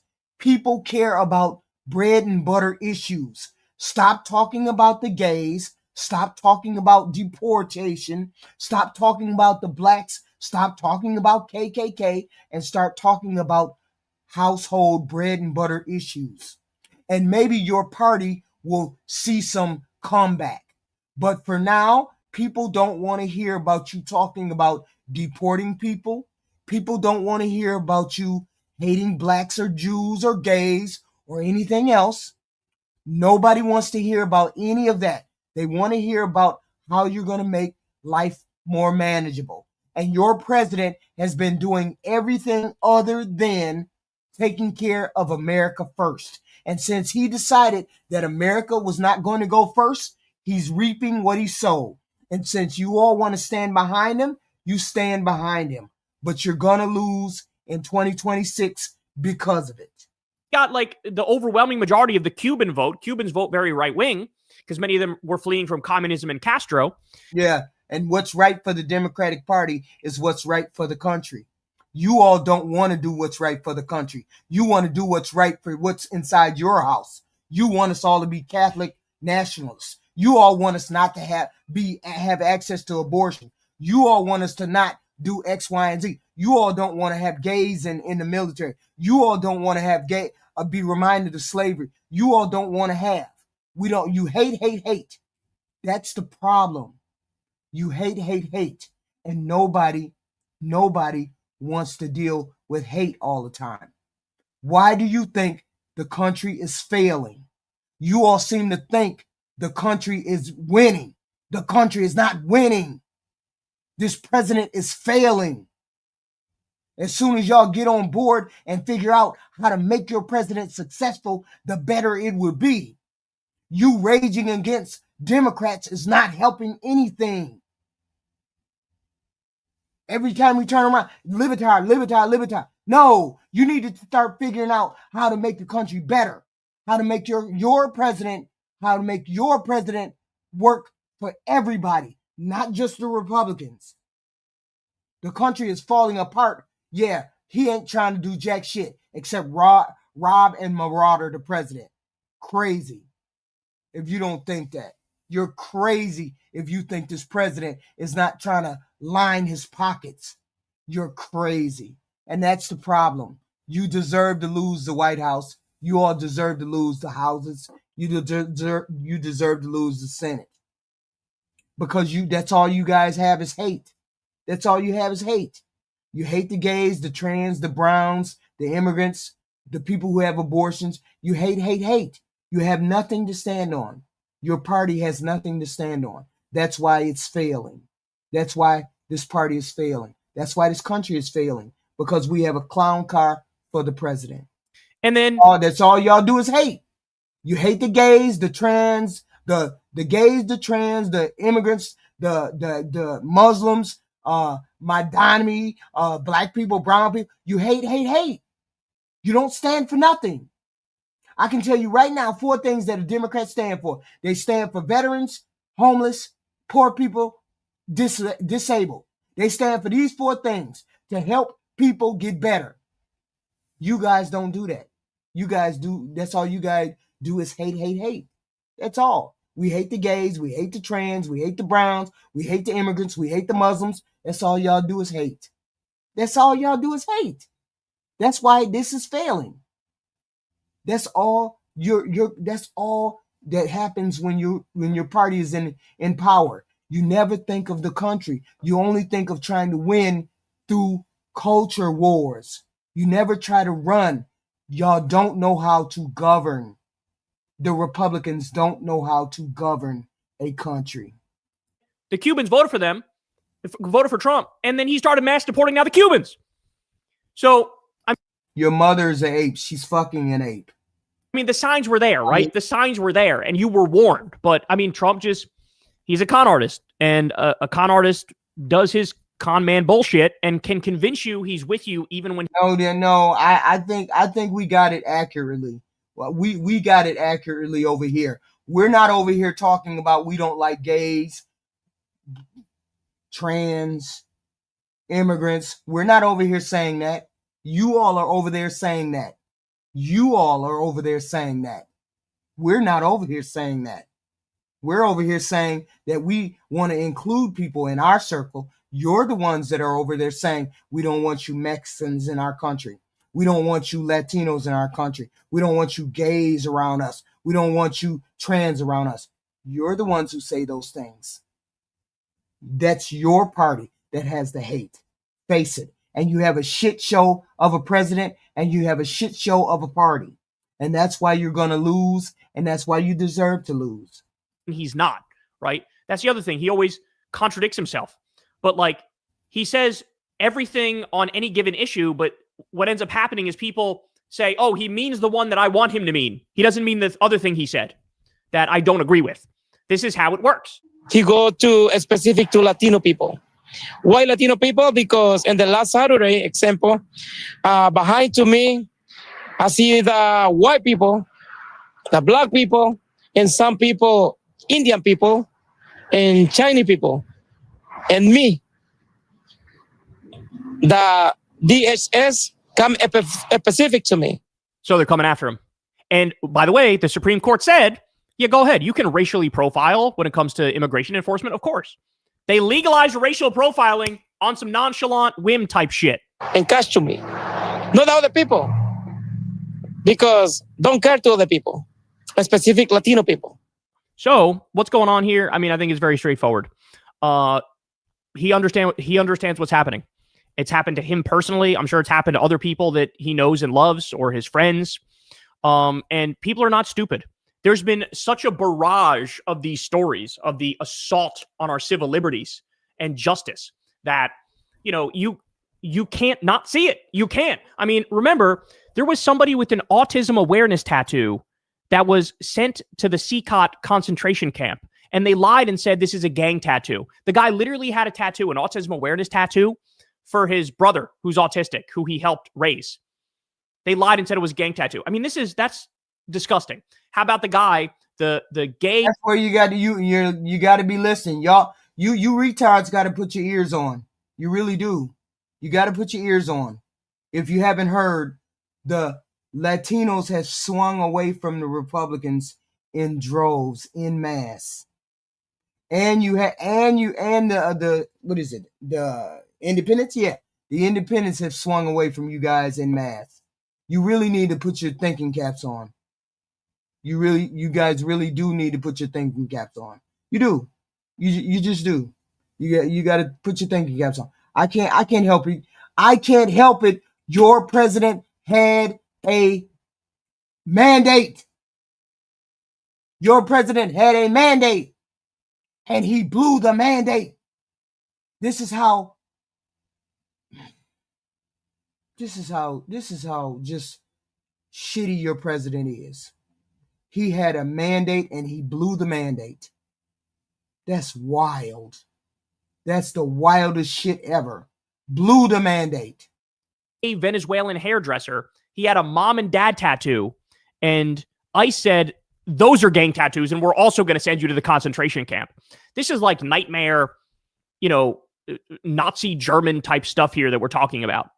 They sent 288 people to that concentration camp, and 90% of them had no criminal record whatsoever. Yes, that's what the Republicans did. That's what the Republicans signed up for. They let those Hispanic people go to those foreign countries, kicking them out. And they think the Hispanics are on their side? They think they're on their side? They keep forgetting. We got half the white people, we got damn near all the Hispanic people, and we got damn near all the black people. It's going to be over for that party. It's just going to be over for that party because the Republicans have nothing to offer to the regular, ordinary person. We had an American from Puerto Rico who was a veteran and he was arrested. We have U.S. Marshals who have gotten arrested. Again, why do you think? Because they have brown skin. An American citizen who spoke Mayan was arrested and held for a week. Even the mom even showed up and said, here's his social security card. Here's his birth certificate. Here are all of his papers. And they said, well, we can't release him now. What? They held him for a fucking week, guys, for a week.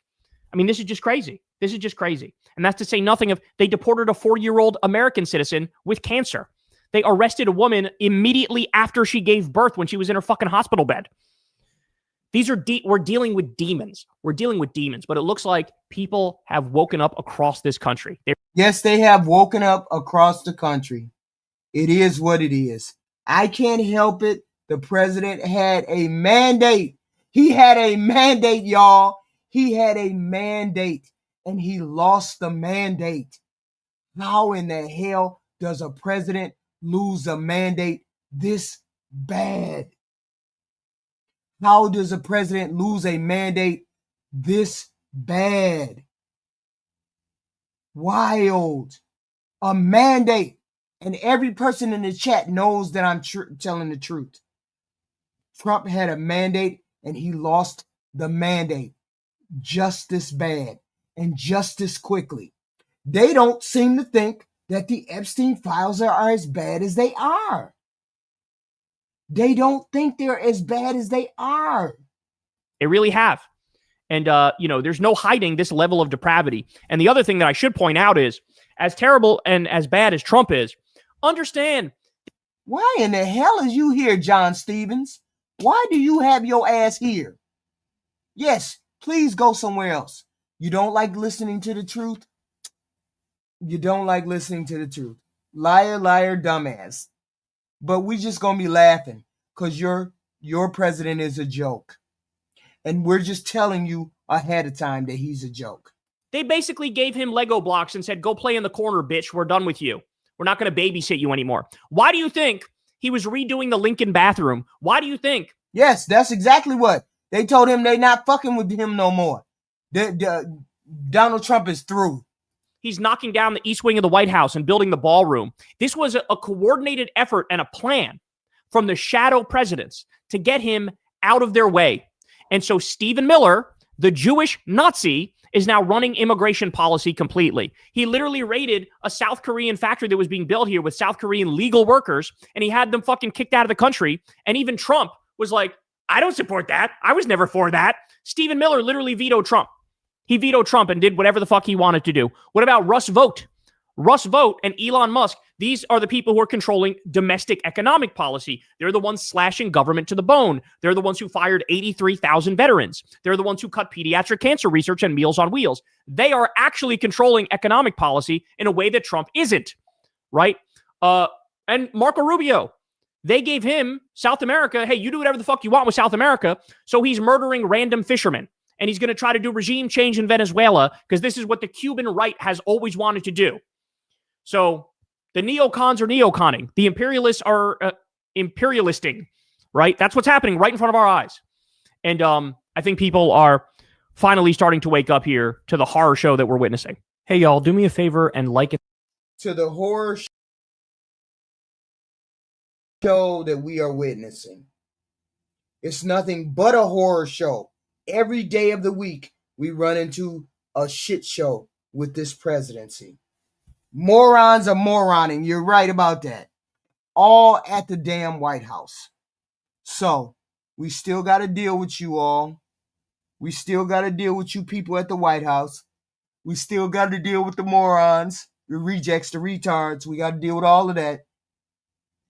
Even that badly built, bleach blonde Marjorie Taylor Greene figured it out. Even she figured it out. She figured it out that this party has a shit show going on, and she even walked away. She even trying to walk away.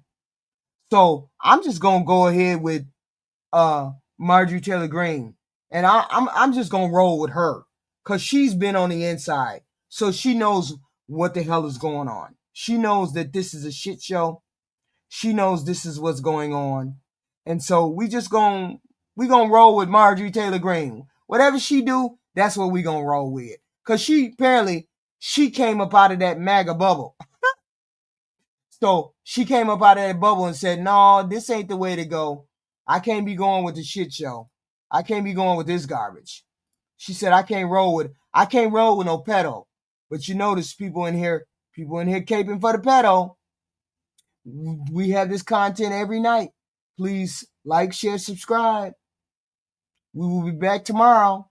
Who knows what we will be back tomorrow to talk about? Who knows what we will be back tomorrow to talk about? Let's hope we get some of those Epstein files. I definitely want to see some more Epstein files because I believe Trump is in them.